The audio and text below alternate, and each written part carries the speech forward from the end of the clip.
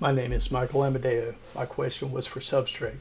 Do earthworms show any difference in burrowing behavior into a substrate when presented with the treatment substrates of uncooked rice and a mixed substrate of uncooked rice with plain topsoil?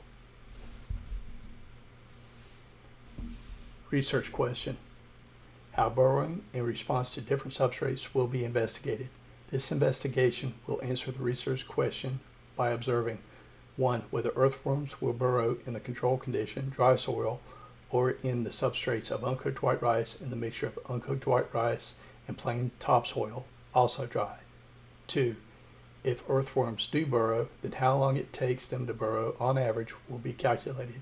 The time to burrow in these two different substrate test conditions will each be compared to the control separately to see if the earthworms tended to burrow more quickly or slowly when in the test substrates than when the controlled substrate of dry soil. It will also be determined whether both test substrates showed the same impact on desire to burrow or burrowing time. Test conditions. My two test conditions are uncooked white rice and a mixture of uncooked white rice mixed with plain unmodified topsoil. I chose these conditions because they piqued my curiosity about the earthworms' burrowing times might differ based on the substrate they were attempting to burrow through. I was interested to see if substrate material composition, density, texture, or the ability of the substrate to absorb moisture would affect burrowing times. Test results. My control group used dry, unmodified topsoil that contained no additional additives or test substrate, uncooked white rice. I didn't have any resets or no burrow test, and the overall average for the control group was 118.13 seconds. My first test condition was a plain substrate of uncooked white rice which contained no topsoil or moisture. The results and the times for this first treatment surprised me because I expected and hypothesized that the burrowing times would be faster than those of the control group. I observed and recorded an average burrowing time of 150.43 seconds with 2 resets and a single no burrow. My second test condition was a mixed substrate of uncooked white rice and plain topsoil with no moisture.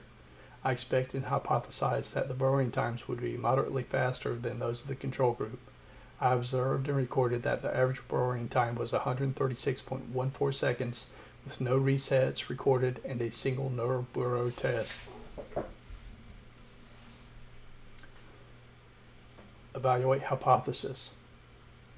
No soil substrate of uncooked white rice. Earthworm burrow response hypothesis. When an earthworm is exposed to a substrate of uncooked white rice from under the soil, it burrows rapidly. This occurs because the uncooked white rice is less compact than the control of plain topsoil, and it should provide a less obstructive path for burrowing.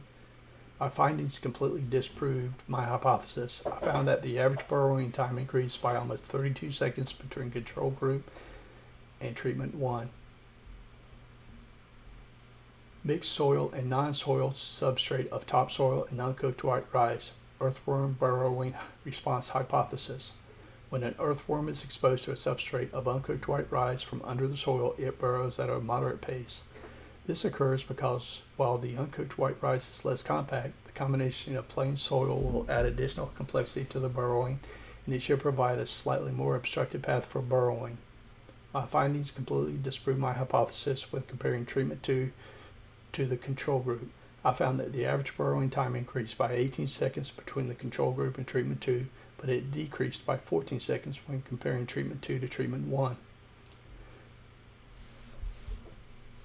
Conclusions. My conclusion is that my earthworms were repelled by the uncooked white rice in treatment 1 and treatment 2.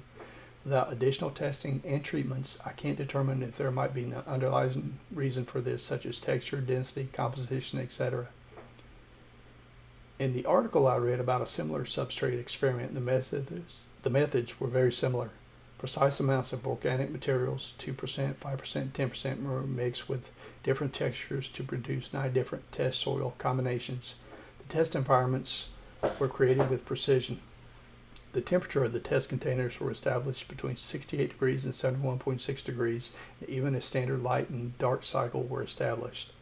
The procedures for the testing were less controlled than the experiment in soil materials. The earthworms were left in an environment for a period of 48 hours, and at the end of that time period, a count was performed to see how many earthworms were on each side of the divider that separated the two test soil samples.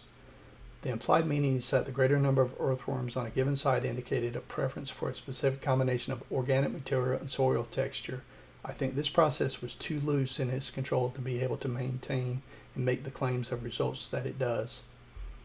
The results of my experiment were very restrictive with respect to the level of controls in place, but I do believe that the length of time and the expected actual results complement the results documented in the article I read. My results identified an immediate reaction to the test soil mixture, which might indicate the intensity of an avoidance reaction to a specific composition, whereas the results from the article do not address what actually happens to the earthworms during the 48-hour test period.